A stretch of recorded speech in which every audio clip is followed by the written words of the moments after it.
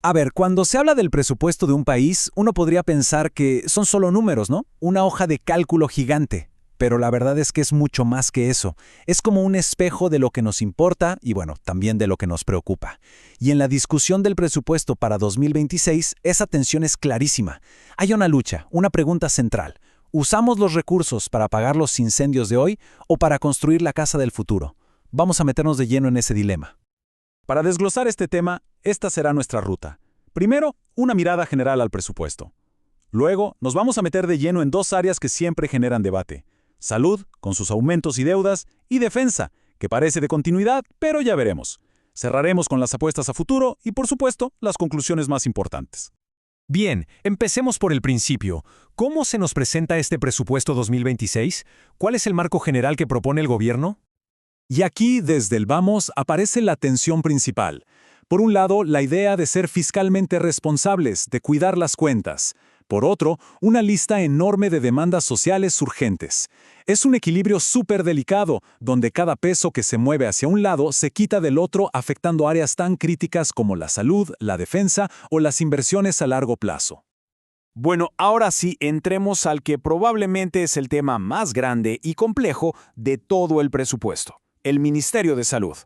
Una de las banderas del gobierno con este presupuesto es el aumento del 5,6% para salud, y este gráfico lo deja bastante claro. Es un crecimiento que triplica el del presupuesto total del país. A primera vista, uno diría que son excelentes noticias, ¿cierto?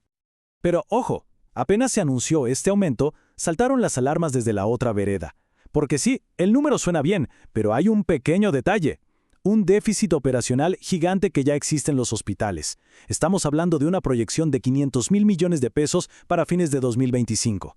Es decir, es como echarle agua a un balde que ya tiene un hoyo enorme. Gran parte de este aumento podría irse solo en tapar ese forado. Pero el debate no se queda solo en las cifras macro. Lo interesante es que voces expertas como la de esta pediatra neonatóloga lo llevaron a un plano mucho más humano, el del paciente. Ella alertó sobre fallas en algo tan fundamental como el plan de tamizaje neonatal, ese que detecta enfermedades en los recién nacidos. Esto demuestra algo clave, que inyectar más dinero no siempre se traduce automáticamente en una mejor atención. Y claro, la presión viene de muchos frentes. No es solo un tema. En esta tabla vemos apenas 3 ejemplos. La atención primaria pidiendo más fondos, centros especializados como Quaniquem necesitando recursos para no partir en rojo y fundaciones solicitando que se cumplan obligaciones del Estado. El déficit hospitalario es en realidad solo la punta del iceberg. Entonces, aquí está el nudo del asunto. Por un lado, el gobierno avanza con iniciativas importantes, como ampliar el plan GES, invertir en tecnología. Pero por debajo, el sistema arrastra un problema financiero estructural tan grande que en la práctica se come el presupuesto del año que viene para pagar las deudas de hoy. Y eso, por supuesto, frena cualquier inversión nueva.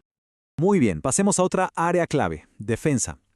A simple vista, la historia aquí parece ser de estabilidad, de continuidad, pero si rascamos un poquito la superficie, nos encontramos con una tensión muy parecida a la que acabamos de ver en salud. La cifra oficial es esta: un aumento mínimo de solo un 0,3% sobre el presupuesto original del año pasado. La palabra que se usó fue continuidad. Sin embargo, el propio comandante en jefe del ejército presentó una realidad completamente distinta en el Parlamento. Habló de un déficit severo, uno que no permite mantener las operaciones como si nada, sino que ya está obligando a tomar medidas drásticas. Y miren, esto no es solo teoría. Aquí vemos el impacto real, el del día a día. ¿Qué pasó en 2025? Que el ejército tuvo que empezar a cortar por todos lados. Se suspendió el entrenamiento de la reserva, se postergaron pagos de bonos, hasta se frenó la contratación de nuevos soldados. ¿Y todo? ¿Para qué? Simplemente para poder pagar los sueldos. Así de crítico. Ese déficit de 19,000 millones de pesos no es un número en un papel. Son decisiones que afectan la operatividad directamente. Ok, ya vimos los grandes desafíos del presente. Pero un presupuesto no es solo para tapar hoyos, también tiene que mirar hacia adelante. Así que ahora veamos qué se está proponiendo para áreas como la cultura, la ciencia y la minería, que son clave para el futuro. Y aquí sí vemos una clara apuesta a futuro. Por ejemplo, en cultura se lanza el pase cultural para acercar a jóvenes y adultos mayores al arte, y se busca tener una orquesta en cada región. En ciencia, el foco está en descentralizar y en desarrollar una estrategia de inteligencia artificial.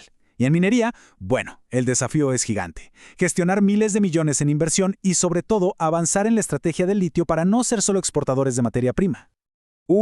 Hemos recorrido bastante, desde las deudas en salud hasta la promesa del litio. Entonces, ¿con qué nos quedamos de toda esta discusión?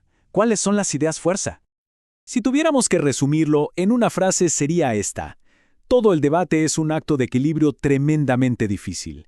Es la historia de cómo un país intenta resolver sus crisis más urgentes sin dejar de invertir en su propio futuro.